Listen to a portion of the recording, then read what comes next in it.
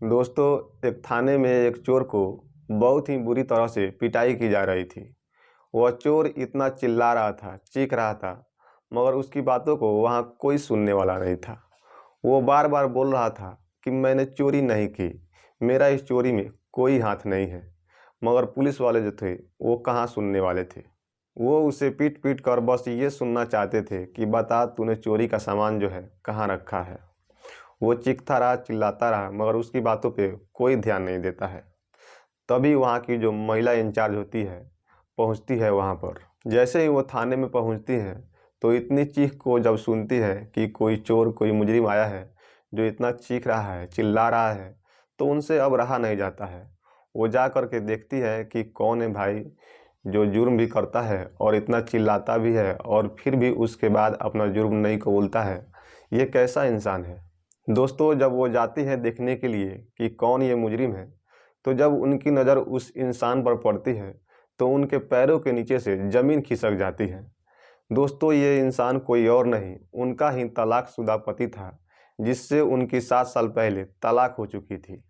दोस्तों, ये बहुत ही इंटरेस्टिंग कहानी है। प्लीज़ आप मुझे 5 मिनट दीजिए और इस कहानी को पूरा सुनिए। ये बहुत ही इंटरेस्टिंग कहानी है, बहुत ही दर्दनाक, बहुत ही प्रेरणादायक कहानी है। तो आपसे एक ही रिक्वेस्ट है कि आप मेरे चैनल पर अगर नए हैं तो प्लीज़ इसे सब्सक्राइब कर लीजिए। दोस्तों, संजना राठौर और दीपक राठौर का रिश्ता तय होता है। दोनों की शादी की तारीख भी तय हो जाती है। संजना अभी शादी नहीं करना चाहती थी।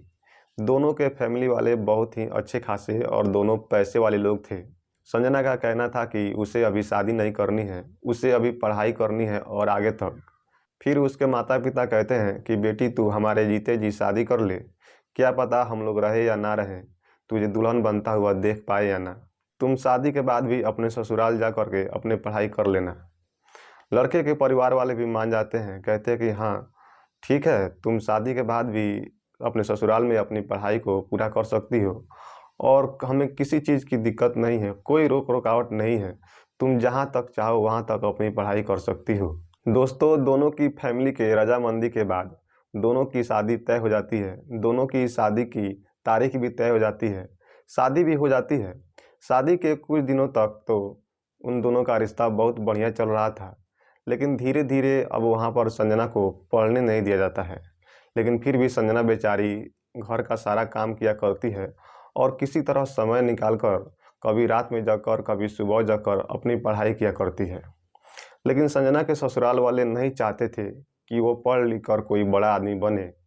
दोस्तों, उसके ससुराल वाले उससे अक्सर लड़ाई कर लिया करते, झगड़ा कर लिया करते थे ताकि वो पढ़ाई नहीं कर सके।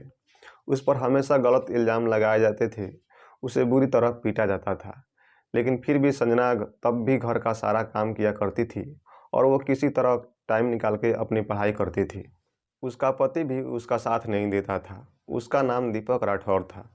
दीपक राठौर की शादी उसके मन मुताबिक नहीं हुई थी, इसलिए वह अपनी पत्नी संजना राठौर से उतना प्रेम नहीं करता था। वो किसी और लड़की से प्यार करता था। वह चाहता था कि उसकी शादी वहीं हो जाए, लेकिन उसके माता पिता बहुत लालची थे। चूँकि संजना के घर से उन्हें अच्छा खासा दहेज मिल रहा था, तो वो दीपक राठौर की शादी संजना से करवा देते हैं। दोस्तों, संजना के ससुराल वाले उसे इतना परेशान कर देते हैं कि अब उसके सर से ऊपर पानी चला जाता है।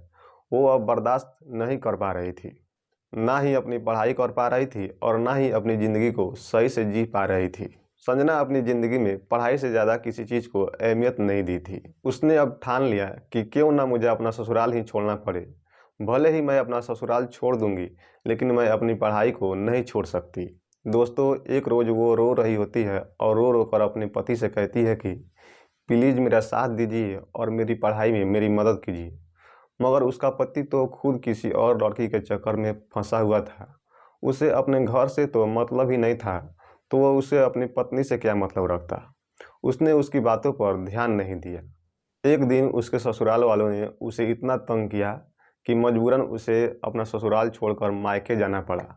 दोस्तों, संजना अब अपने मायके चली जाती है और अपने माता पिता से कहती है कि आपने तो कहा था कि वहाँ जाकर पढ़ाई कर लेना, मगर मुझे तो वहाँ पर किसी ने पढ़ने नहीं दिया, इसलिए मैं वापस आ गई हूँ।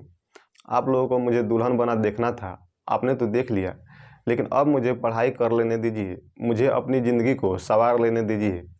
उसके माता-पिता भी अब तैयार हो जाते हैं। कहते हैं कि ठीक है, तुम अब जितना चाहो उतना पढ़ाई करो, हम तुम्हारी पढ़ाई में कभी अड़चन नहीं बनेंगे।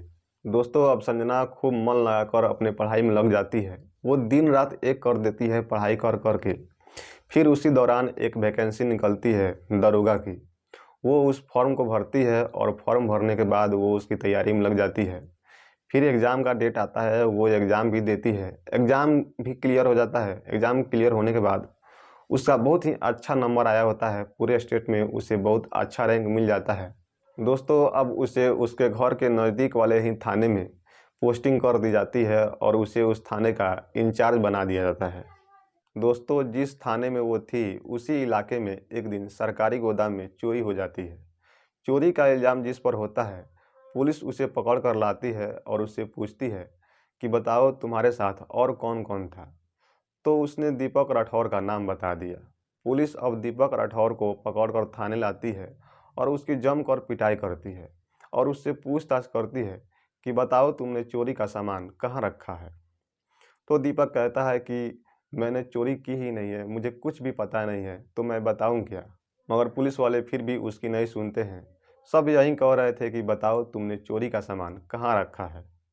अब पुलिस वाले उसको बर्फ़ की सिल्ली पर लिटा देते हैं। वो चीखता रहा, चिल्लाता रहा, मगर उसकी सुनने वाला वहाँ पर कोई नहीं था। दोस्तों, तभी उस थाने की जो महिला इंचार्ज होती है, संजना राठौर, उस थाने में एंट्री करती हैं। उन्हें आवाज़ सुनाई देती है कि किसी मुजरिम को बहुत ही बुरी तरीके से पीटा जा रहा है। फिर भी वो अपने जुर्म को कबूल नहीं कर रहा है।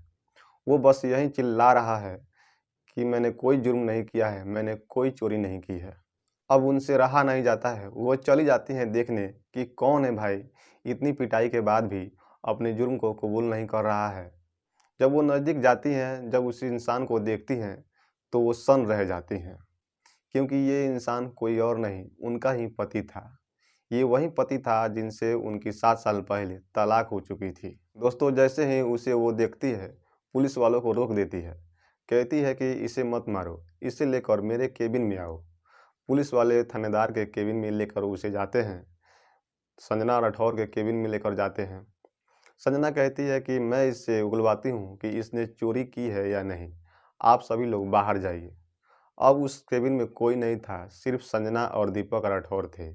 अब संजना पूछती है कि बताओ आज तुम्हारे साथ क्या किया जाए? उस दिन जब मैं रो रही थी, गिड़गिड़ा रही थी और बोल रही थी कि मेरा साथ दो, तो उस दिन तुमने मुझे कहीं का नहीं छोड़ा। मैं घर छोड़कर चली गई, फिर भी तुमने मुझे कभी वापस लाने की कोशिश नहीं की। अब तुमने इतना बड़ा जुर्म किया है, बताओ इस जुर्म की क्या सज़ा होनी चाहिए? अब दीपक राठौर हाथ जोड़कर खड़ा हो जाता है और कहता है कि तुम जो चाहो वो सज़ा मुझे दे दो, लेकिन मैं बार-बार यही कहूँगा कि मैंने ये चोरी नहीं की है, मुझे कुछ नहीं पता है। हाँ, मैं गलत संगत में पड़ गया था जब तुम घर छोड़कर चली गई थी। मैं पहले से किसी और लड़की से प्यार करता था। तुम्हें मैंने कभी भी अपनी पत्नी की तरह प्यार नहीं किया। जिससे मैं प्यार करता था वो किसी और के साथ भाग गई। फिर मैं इसका गम बर्दाश्त नहीं कर पाया और मैं पागलों की तरह बेचैन हो गया और बुरी संगत में पड़ गया। शराबी बन गया, जुआरी बन गया। धीरे धीरे मेरी संगत इतनी खराब हो गई कि मैं चोर लफंगों के साथ आ गया। लेकिन इस चोरी में मेरा कोई हाथ नहीं है। तुम मानो या ना मानो, तुम्हारी जो मर्जी हो, मुझे वो सज़ा दे दो। अब दीपक राठौर हाथ जोड़कर खड़ा हो जाता है।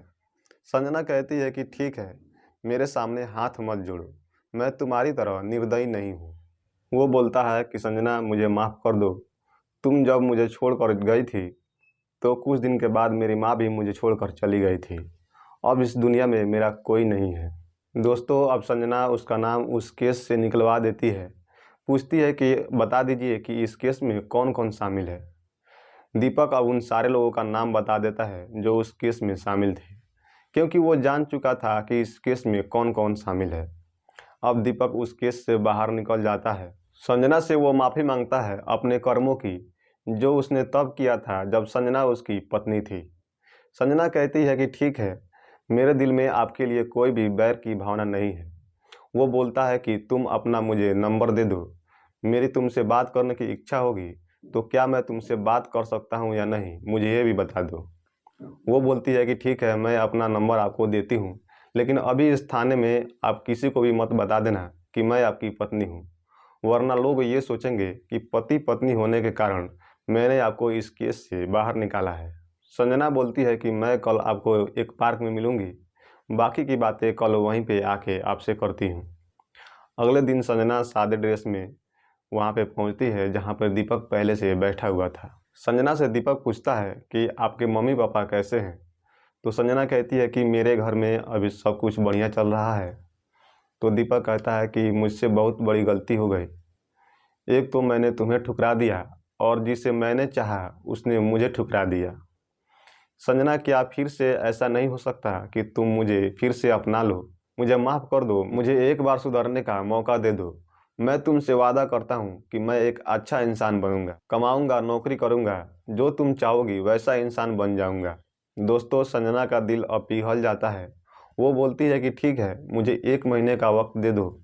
मेरा ट्रांसफ़र यहाँ से दूसरे थाने में होने वाला है, क्योंकि यहाँ रहते अगर मैंने तुमसे दोबारा शादी फिर से कर ली तो लोग यही बोलेंगे कि देखो, एक चोर से एक दरोगा ने शादी कर ली। जब मैं दूसरे थाने में जाऊंगी, वहाँ के लोग तुम्हें पहचानेंगे नहीं, तब हम फिर से दोबारा शादी कर लेंगे। दोस्तों, ऐसा ही होता है। जब अगले महीने संजना का ट्रांसफ़र दूसरे थाने में हो जाता है तो दीपक और संजना वहीं पे जाकर किसी मंदिर में शादी कर लेते हैं। अब दीपक भी एक कंपनी में जॉब करने लगता है और वो अब सारे गंदे कामों को छोड़ देता है, सारी गलत आदतों को छोड़ देता है और वो एक अच्छा इंसान बन जाता है। संजना ने उसकी ज़िंदगी बदल दी। दोस्तों, अब दोनों पति पत्नी अपनी ज़िंदगी साथ गुजार रहे थे। संजना ने उसके साथ तो बहुत ही अच्छा किया। दोस्तों, अब आप अपनी राय कमेंट बॉक्स में ज़रूर दीजिएगा कि संजना ने दीपक राठौर से शादी करके अच्छा काम किया या नहीं। सो दोस्तों, कैसी लगी ये मेरी कहानी? अगर ज़रा से भी अच्छी लगी हो तो प्लीज़ वीडियो को लाइक और चैनल को सब्सक्राइब कर लीजिए।